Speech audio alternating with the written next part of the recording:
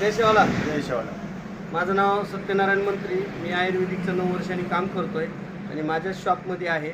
यांना आपण आयुर्वेदिक औषध दिलं, पण त्याच्या अगोदर देण्याच्या अगोदर त्यांना काय त्रास होता, किती दिवसानं होता आणि त्या आपल्या आयुर्वेदिकनं काय फरक पडला. तुमचं नाव सांगा. बांधाज जाधव. मला एक सांगा, तुम्हाला काय त्रास होता, जोरात बोला. गुडघ्यानं.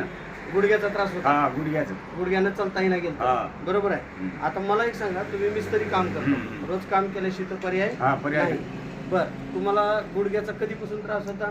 2 महिन्यापासून. 2 महिन्यापासून. काय काय होत होतं नेमकं? हेच असं नसा सुजायचे. हा, नसा ताणल्या जायच्या. नसा ताणल्यामुळे गुडघ्या दुखायचे आणि रोज तर काम केल्याशिवाय पर्याय नाही, बरोबर आहे. आणि चालताना लंगत चलत होता, बरोबर आहे. मग माझ्या आयुर्वेदिक औषध दिलं तुम्हाला, बरोबर आहे. काय फरक पडलाय आता? फरक पडले की गुडघे दुखायचे कमी झाले, नसाची ताणल्या होती, नसा मोकळे झाले, बरोबर आहे. आणि आज तुम्हाला मी आवर्जून विचारलं की बाबा फरक पडलाय का? तुम्ही काय सांगितलं? खरंच मला फरक पडलाय. मग ह्या आयुर्वेदिक औषधानं नसाही मोकळ्या झाल्या, गुडघे दुखायचे कमी झाले आणि मिस्त्री काम करताय तुम्ही. रोज काम केल्याशिवाय आपल्याला पर्याय नाही, बरोबर आहे. आणि विशेष म्हणजे हे औषध घेण्याच्या अगोदर विश्वास बसला होता का? नंतर बसला ना. नंतर बसलं. फरक पडला म्हणून आज गॅरंटी बसली मंत्री साहेब, बरोबर आहे. मग आयुर्वेदिक औषध तुम्हाला बरं वाटलंय, लोकांना काय सांगू शकता? हे औषध घ्यावं का नाही घ्यावं?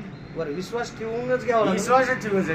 कारण भरपूर दवाखाने करणारे लोक थकले, तुम्ही थोड्या दिवसानं परेशान होता. आयुर्वेदिक मुळे तुम्हाला फरक पडला, तुम्ही समाधानी आहे? पडले. धन्यवाद, नमस्कार.